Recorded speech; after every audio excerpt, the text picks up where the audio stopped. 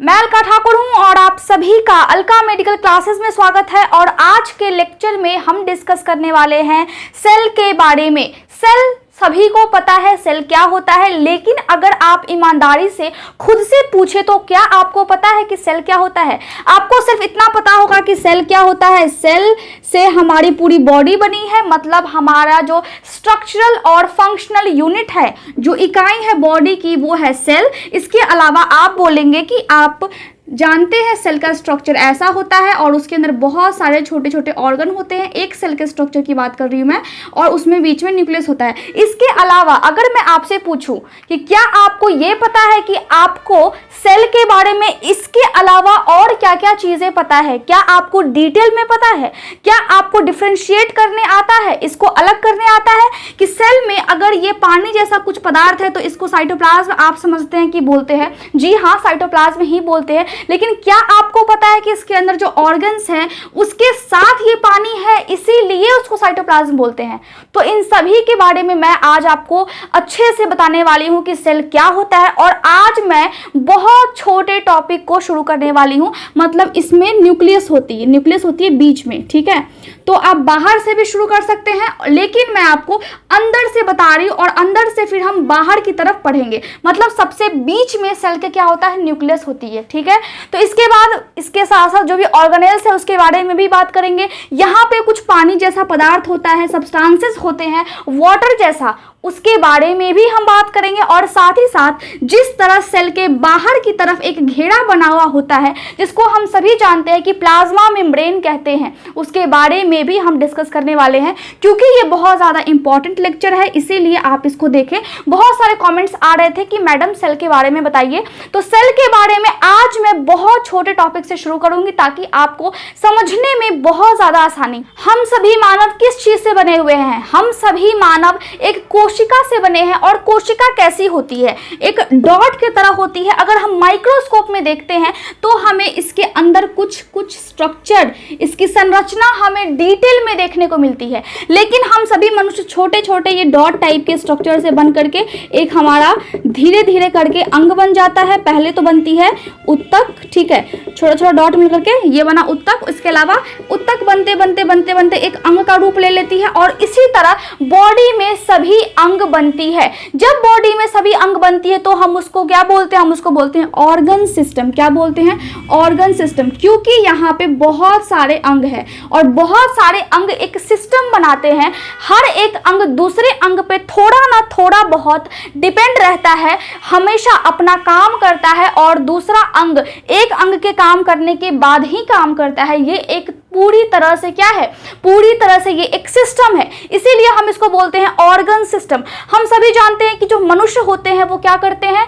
वो प्रजनन करते हैं। प्रजनन का मतलब रिप्रोडक्शन की क्रिया उनमें होती है। मतलब एक महिला है, उससे संतान की उत्पत्ति हुई। जब उससे संतान की उत्पत्ति हुई तो क्या हुआ? एक नया जो मनुष्य है वो पैदा हुआ। तो जब वो मनुष्य पैदा होता है तो पैदा होने से पहले, सबसे पहले शुरुआत में वो कैसे बनता है? जब एक मेल और एक फीमेल, जब एक औरत और एक पुरुष सेक्स करते हैं, उसके बाद क्या बनता है? उसके बाद एक सबसे छोटा सा सिर्फ एक सेल बनता है। मान लीजिए कि ये एक सिर्फ एक सेल है। अब इस सेल को हम क्या बोलेंगे? इस सेल को हम बोलते हैं जाइगोट। ये कौन सी सेल है? एक सिंगल सेल, सिर्फ एक सेल बनती है उस टाइम में। हम मनुष्य के बॉडी में बहुत सारी कोशिका है, लेकिन जब हम मनुष्यों का निर्माण होता है, निर्माण के शुरुआती दौर में सबसे फर्स्ट स्टेज में सिर्फ एक सेल बनती है और उस एक सेल को क्या बोलते हैं? जाइगोट बोलते हैं। अब जाइगोट किससे बनी है? जाइगोट बनी है ओवम से। मैंने रिप्रोडक्शन वाले चैप्टर में पढ़ाया था कि ओवम क्या होता है, और स्पर्मेटोजून से, स्पर्मेटोजून। अब देखिए, मैंने यहाँ पे स्पर्म क्यों नहीं लिखा? ठीक है, मैंने यहाँ पे स्पर्म क्यों नहीं लिखा और मैंने यहाँ पे ओवा की जगह OVA, ओवा की जगह ओवम क्यों लिखा? इसका मतलब ये है, महिलाओं के प्रजनन अंग में पाई जाती है अंडे जैसी संरचना होती है, ठीक है। तो जब वो अंडे जैसी संरचना होती है जो कि फर्टिलाइज होती है, ठीक है, तो हम उसको बोलते हैं, एक अंडे को हम बोलते हैं क्या? ओवम बोलते हैं।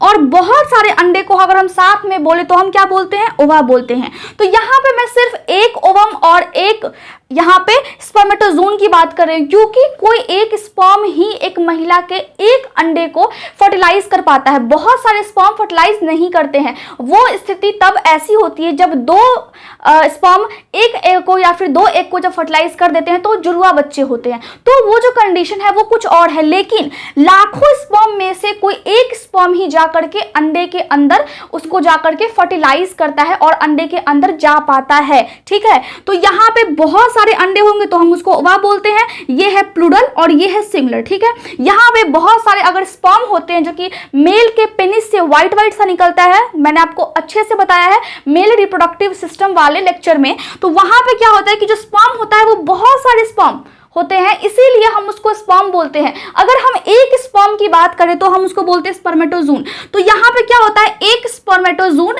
एक ओवम को, मतलब एक जो स्पर्म होता है वो एक अंडे को फर्टिलाइज कर देता है। यहाँ पे हम क्या बोलेंगे, स्पर्मेटोजोन बोलेंगे। आपको ये चीजें याद रखनी है। तो यहाँ पे जब फर्टिलाइज होता है तो मनुष्य का पहला विकास होने का जो स्टेज है वो हुआ क्या, जाइगोट बन गया, एक सिंगल सेल बन गया, एक कोशिका बन गई, सबसे पहली कोशिका और एक कोशिका। उसके बाद धीरे धीरे इसमें विकास होता है और बच्चे की जो ग्रोथ होती है माँ के पेट में वो फिर होना शुरू हो जाती है। अब यहाँ पे बात हम करते हैं कि यहाँ पे इसी जाइगोट में इन दोनों का जो गुण है वो आ जाता है। इसमें डीएनए होती है, इसमें आरएनए होती है, इसके बारे में भी मैंने आपको बताया है। तो धीरे धीरे जो डीएनए होता है, मतलब जो माता पिता का लक्षण है वो डीएनए के माध्यम से ही आता है। तो यहाँ पे क्या हो गया कि डीएनए इसमें आई है और जैसी डीएनए इसमें आई है उसके हिसाब से बच्चे का ग्रोथ होना शुरू हो जाता है।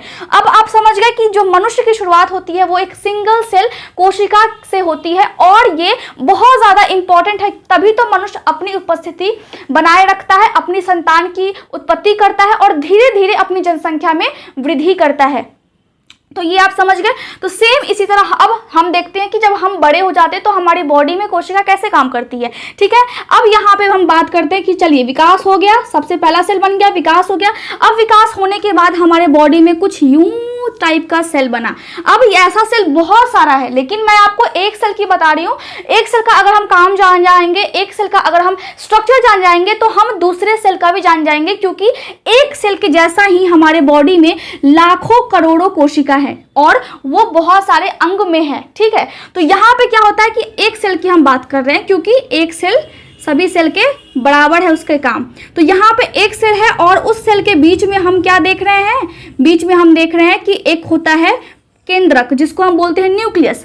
अब ये जो न्यूक्लियस होता है, न्यूक्लियस से पहले हम क्या जानेंगे कि इस सेल के अंदर में बीच में न्यूक्लियस हुआ, बाहर में ऐसा हुआ। उसके बाद पानी के तरह ये कुछ पदार्थ होता है, इस पदार्थ को हम बोलते हैं साइटोसोल। साइटोसोल।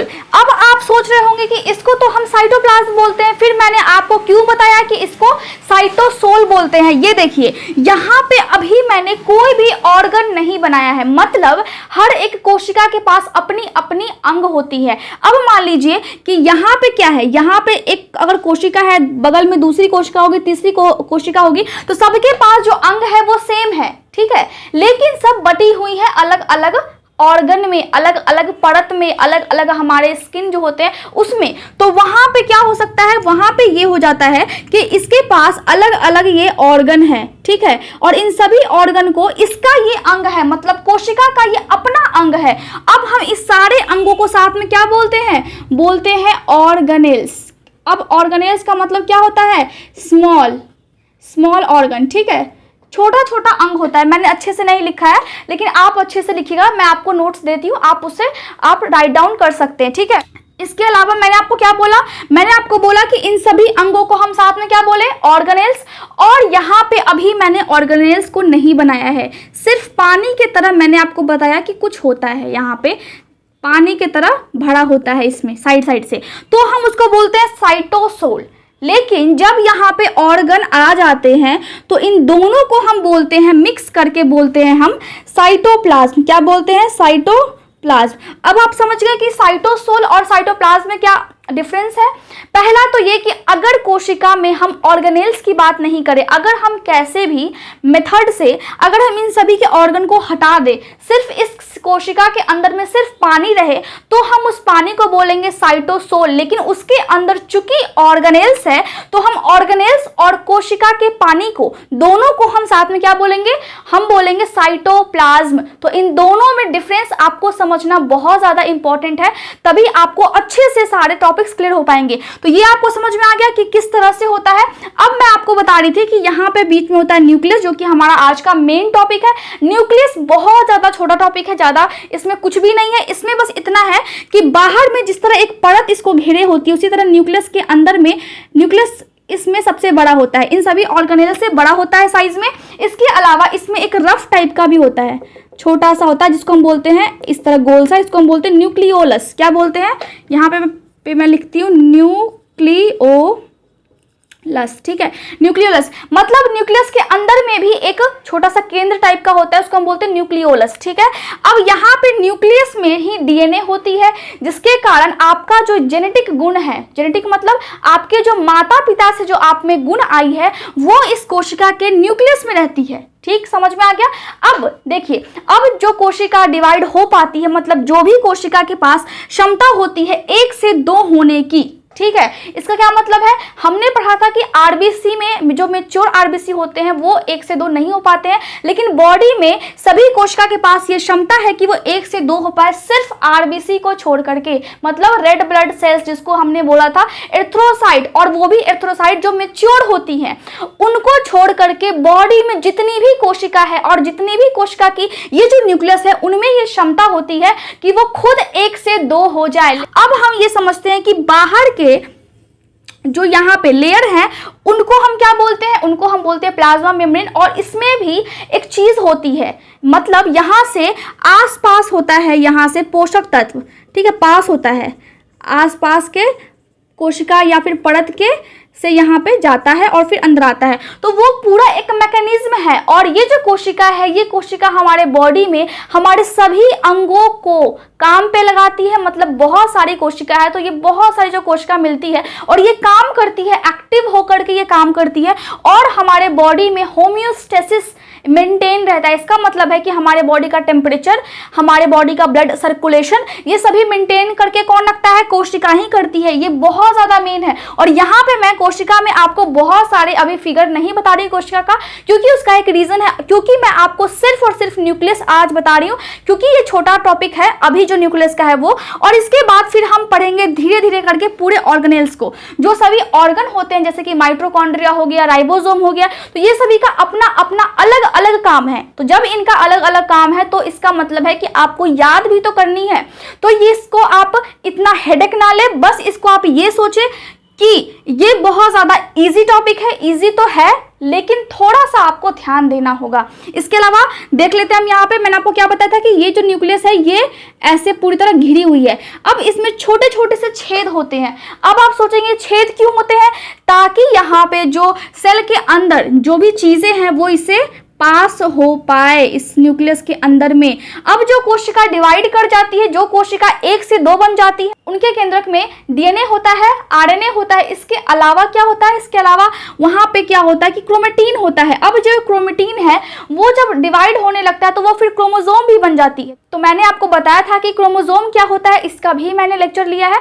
तो इसीलिए मैं आपको ये बोलूंगी कि आप न्यूक्लियस को इतना ज्यादा हार्ड ना ले। बस न्यूक्लियस का यही काम है इसके बॉडी में। किसके बॉडी में, कोशिका के बॉडी में। अब आप समझ गए कि यहाँ पे क्या होता है, साइटोप्लाज्म और साइटोसोल में क्या अंतर है, और हमारे बॉडी के टेम्परेचर को, ब्लड के सर्कुलेशन को किस तरह से मेंटेन करके रखती है। ये होम्योस्टेसिस, कौन सी, होम्योस्टेसिस, होम्योस्टेसिस, जिसमें हमारा आगे टेम्परेचर और ब्लड सर्कुलेशन को मेंटेन करके रखती है। तो आप समझ गए कि किस तरह से एक सिंगल सेल का निर्माण होता है और फिर किस तरह से वो सेल डेवलप होकर के अपना काम करती है। और बॉडी में इसी तरह, इसी की जस्ट सेम ऐसी ही बहुत सारी कोशिका है जो कि अपना काम करती है, जिससे कि हम जिंदा रह पाते हैं, जिससे कि हमारे बॉडी में हर चीज सही से सही समय पे होती है और हर एक फंक्शन होता है और हमें पोषक तत्व भी मिलता है और हमारा बॉडी बहुत ज़्यादा एक्टिव भी रहता है। तो मुझे उम्मीद है कि आज का जो छोटा टॉपिक था न्यूक्लियस के बारे में और जो सेल के बारे में मैंने आपको बातें बताई हैं वो आपको याद रहेगी। Thank you so much for watching my video. आप फेसबुक पेज से भी ये लेक्चर को देख सकते हैं, साथ ही साथ आप इंस्टाग्राम पे भी मैसेज कर सकते हैं, वहां पे भी आप अपनी प्रॉब्लम्स को पूछ सकते हैं और नोट्स के लिए आप टेलीग्राम चैनल को ज्वाइन कर सकते हैं। Thank you so much.